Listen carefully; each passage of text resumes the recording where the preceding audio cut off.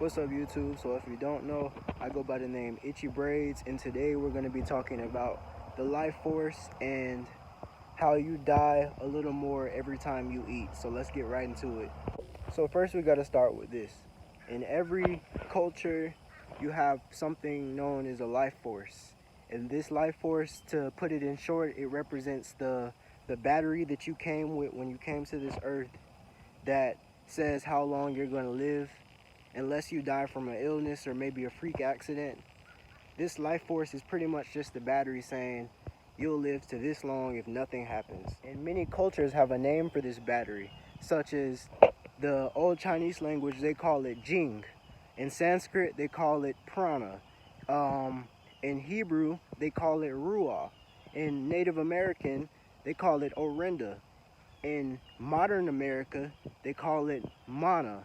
So many cultures have a name for this word. It's more, but those are the top 5 that come to my mind right now. So let's get into the rest of the video. Now for the rest of this video, I'm going to be explaining why what you eat impacts your life force and how it physically impacts you.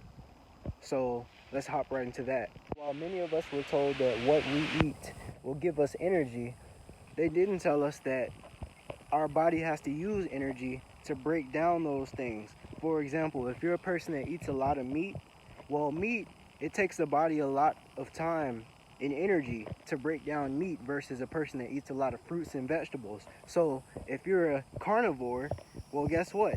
Your life force is probably going to be lower because you're using so much of your body's energy to break down that meat that you eat. So, and I know I'm going to have those people that be like, well, when I try to eat just fruits and vegetables, I don't have any energy. But when I eat a little bit of meat, I get energy. That's usually for the people that work out a lot. And that's mainly because your body isn't used to eating fruits and vegetables all the time. See, I eat a lot of fruits and vegetables. I don't eat, it's only 2 types of meat I eat, and that's fish and chicken. And eventually I want to stop eating all types of meat. But back to what I was saying is this. You might feel like you're getting more energy from that meat. What you don't realize is this.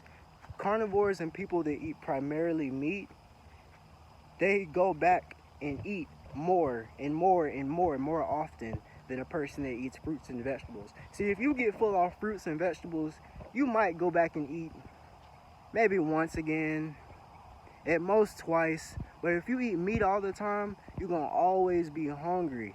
That's why, like, if you ever go to like a thing where they have unlimited wings, notice you eat a lot of wings, but if it was like a pear or an apple, you can really only eat 1 pear or an apple, and then you'll be full usually, and you'll stay full. And that's the difference. When you're a meat eater and you eat a lot of meat, you're gonna keep going back to get that energy back in your body. But your body, the reason you're getting hungry again is because your body taking that same energy out to break down that food that you're trying to get energy from. Look at the difference in animals. You got the strongest animal in the animal kingdom, the gorilla. It's primarily an herbivore. It eats bugs from time to time, but it's primarily an herbivore. Look at the buffalo, horses. These are all herbivores, and look at how strong they are. Yeah, you got tigers, lions, and bears on the carnivore side. Technically, a bear is an omnivore, but bears, lions, and tigers, if they didn't have claws and sharp teeth, they wouldn't be threatening. A gorilla would rip apart a bear if a bear didn't have those claws and teeth. So certain creatures were made to eat certain things. And us as people, I personally think, should eat plants, fruits, and vegetables. But I know that is not possible because geologically, some people they don't have access to those things because of the region they live in. So let's get into that and how the foods we eat play a role on the way we look. Now, please do not get offended for what I'm about to get into. This is all facts. I love all people, but these are the facts. So let's start off with Native Americans, right? So before America was colonized, Native Americans, they had a pretty good diet. They tried to live off the lands as far as plants and vegetables. From time to time, you did see them kill animals like buffaloes, but the reason why they used all of the buffalo, they made sure they used the bones, the hide, is because they felt like they weren't supposed to do that. But when the winter came They had to, because that was the only way to survive. So by killing the buffalo, they made use of all of its parts, but through the other 3 seasons, they was eating plants, fruits, vegetables, and berries. Fast forward over to Africa. The ancient African people were the same way. They tried to live off herbs, nuts, berries, and that type of stuff. They rarely hunted. Let's go to Asia. The Asian people, the same way. Did you notice it's a pattern between these 3 countries? Now, let's go over to Europe.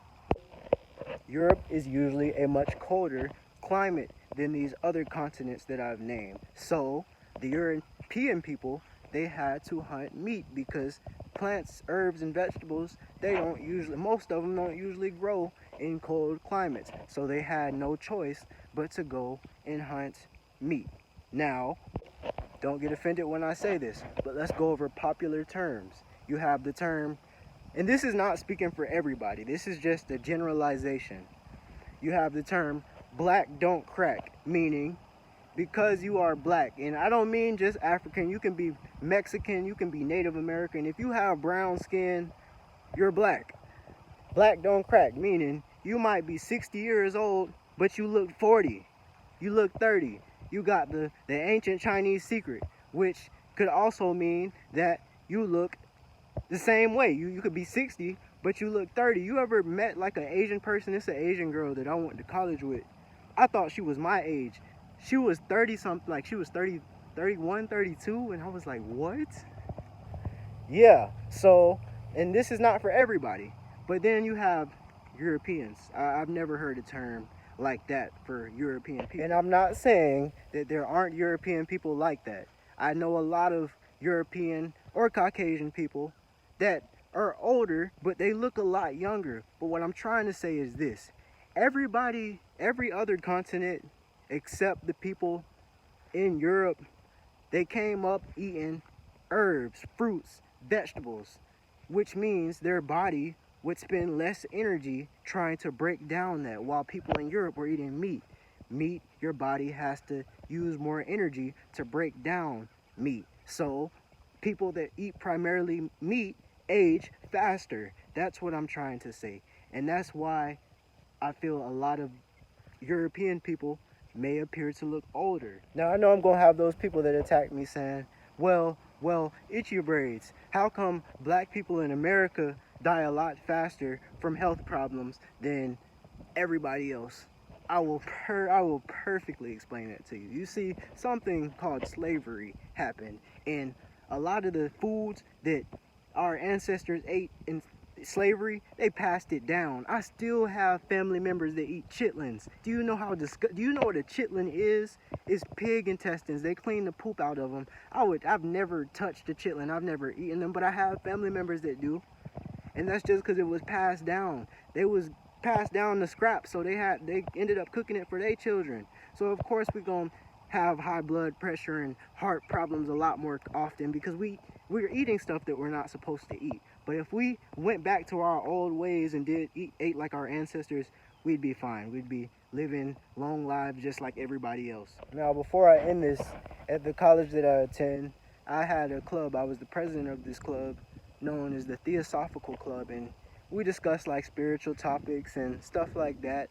And one day I had an instructor come in, and they basically explained that eating meat, whatever animal that you eat that meat of, you become more like that animal because you're eating the blood and the cells of that animal, and it fuses with your cells. For example, if you're a person that eats a lot of chicken, you will become chicken-hearted, meaning, chickens are usually very fidgety and scary. I don't know if that's true, but it makes sense. And he also said that if you eat sheep, you become sheep-minded and you have that herd mentality. So that's just some food for thought. In conclusion to this video, I feel like everybody, no matter your race, you should probably eat fruits, herbs, and vegetables, but I know not everybody's gonna do that. So until next time, if you like this video, please like, share, and subscribe. Peace.